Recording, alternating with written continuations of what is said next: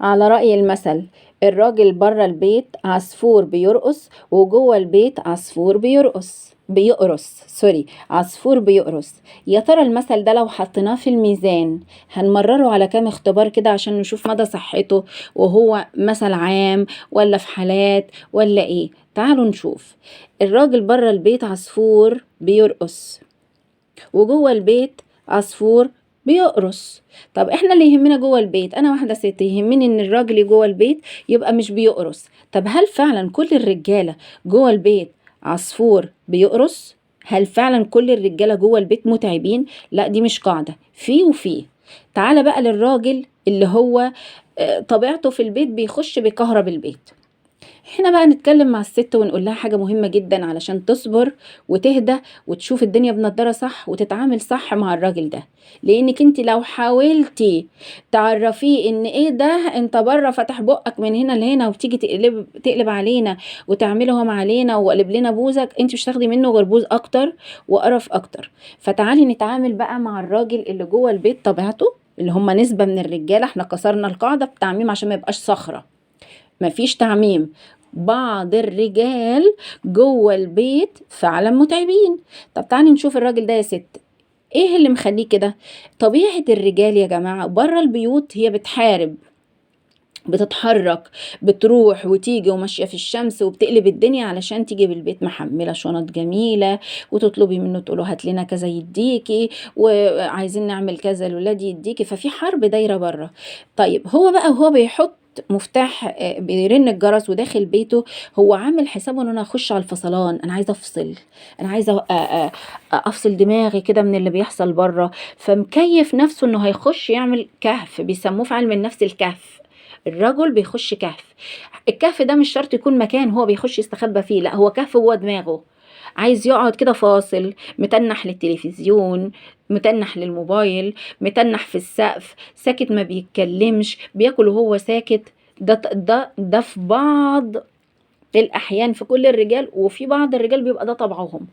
تيجي بقى الست تنكش فيه علشان تخليه فرفوش ونعنوش واصل سيدنا محمد كان بيعمل، واصل الرجاله زمان مش عارف ايه هتعملي ايه؟ هتخبطي انت في حته مش بتاعتك خالص. طب تعملي ايه بقى؟ ساعديه في بدايه اليوم انه ياخد القسط ده من الكهف، ياخد المقدار ده من الكهف، انه يفصل. ساعديه ان هو يفصل باي شكل من الاشكال تبع الفصلان اللي هو بيفصله. عايز يفصل في ان هو ينام، سيبيه ينام. عايز يفصل بان هو يقعد قافل بقه ومادد بوزه، سيبيه. تعملولوش اي حاجه ولا تحتكي بيه خالص، سيبيه فتره، سيبيه ياخد وقته. بعد ما ياخد وقته برضو دخلتك عليه ما تبقاش دخلت نقار وخبط وعملوا وسووا. ليه؟ لان الفضل، انت كده صاحبة فضل، ربنا بيقول ولا تنسوا الفضل بينكم. انت ايه الفضل اللي هتقدميه للراجل الشقيان التعبان علشان يخش يفصل؟ انك تسيبيه يفصل وتساعديه، تساعديه على ده. سكتي الولاد، سيبيه ينام، سيبيه يقعد ساكت بس يا ولاد، وعرفي الولاد ان بابا دخل، احنا عايزين نعمل له مساعدة ان هو يبقى ايه في المود ده. نسكتهم، نهديهم، نلهيهم في حاجة، نخليه يخش ياخد شاور، يخش ينام، ياكل لقمة، يشرب حاجة كده اول ما يجي كده، مثلا حاجة ترطب على قلبه. طب انا يعني مطحونة طول النهار هعمل كده؟ والله حضرتك انت اللي بتختاري. لو انت من الستات اللي هتمشيها الند بالند، انا مطحونة في البيت وهو مطحون بره، فمين يرطب على مين؟ فانت حرة، فانت هتعيشي في نقار وقرف طول السنين. طب انا ست ذكيه وعايزه العبها صح، قدمي السبت تلاقي 600 حد. هو يجي من بره يلاقي الدنيا جميله كده وحلوه، ومجهزه له مثلا كوبايه ميه ساقعه، حاجه حلوه يشربها، حاجه كده تهدي اعصابه. طب خش استحمى، طب مش عارف لقيتيه قاعد على الموبايل، سيبيه قاعد على الموبايل وقدمي له الضيافه. يا جماعه كلمة مهمة جدا واحفظوها يا بنات، احفظوها.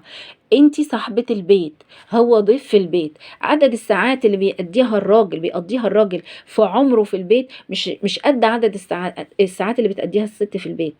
مش ده ابدا. انا اصلا صاحب، ده مملكتي بيتي. هو ضيف، فاكرمي ضيافته. واكرام الضيف من الحاجات اللي النبي عليه الصلاه والسلام وصى عليها في احاديث، فليكرم ضيفه. فانا هكرمه كضيف كل يوم، هو ضيف.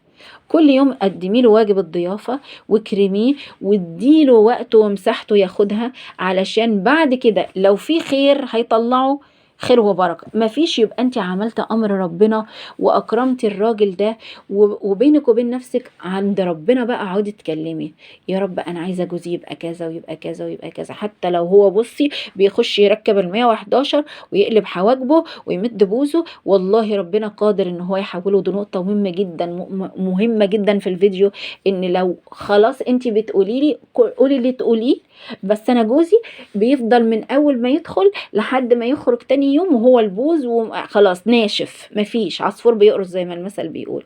لو دي طبيعته 100% وهو انسان بوز وبومة وكده، ما تخبطيش فيه، روحي لربنا رب الكون، ادعي ربنا، اطلبي من ربنا، برغم ان جوزي كذا كذا كذا، بس انا واثقه فيك يا رب، انا واثقه يا رب انك هتخليه فرفوش ونعنوش وطيوب وبيمد ايده معايا وبيخش يعمل لنا نقعد مع بعض جلسه عيله حلوه وبيحب كده يتجمع معانا ويقعد مع بعض قعده جميله.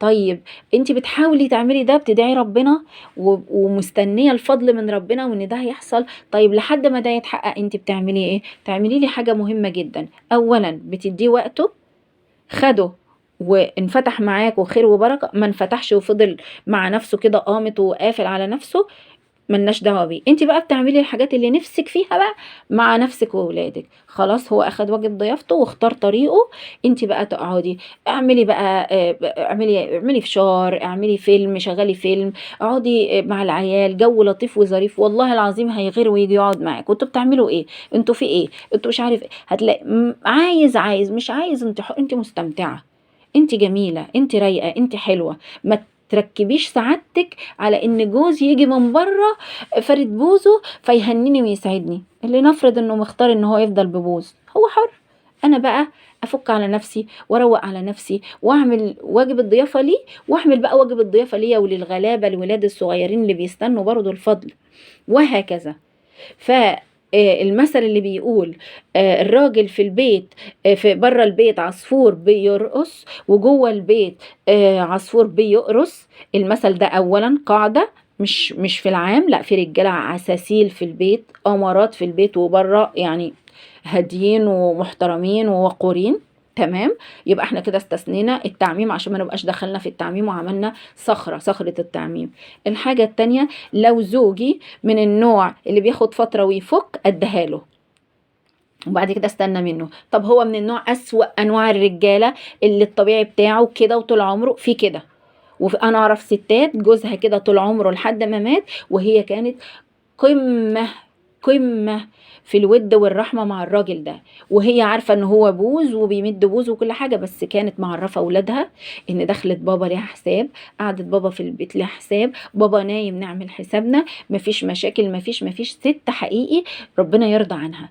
فانتي اختاري، انت اللي تقدري تحددي الدنيا هتمشي ازاي، وما تيأسيش واطلبي من ربنا اللي نفسك فيه، والله على كل شيء قدير. وده الفيديو بتاعي النهاردة في صخرة وفاس وأمثال شعبية في الميزان من معسكرنا معسكر التغيير. كل يوم قبل الفجر بنقوم نعمل الفقرات الجميلة دي علشان أنا وإنتي نتطور ونبقى حد تاني. فلو عجبك المعسكر اتصلي على الخاص واعرفي عشان تبقي معانا، أو لو حابة واستفدتي من الفيديو بتاعي فأنا عايزاكي تتواصلي مع كل الفيديوهات وتسمعيها وتشوفي أنا وغيري. المهم ما تسيبيش نفسك على مشكلة وتفضلي تشتكي وتحكي وتقولي لا حبيبتي، حلي مشاكلك ودوري على الحلول، دوري على حد تستشيريه، على حد مختص في العلاقات الزوجية والأسرية، وحلي مشاكلك. وبس كده، لحد هنا الفيديو خلص، وأتمنى أن يكون عجبكم، والسلام عليكم ورحمة الله وبركاته.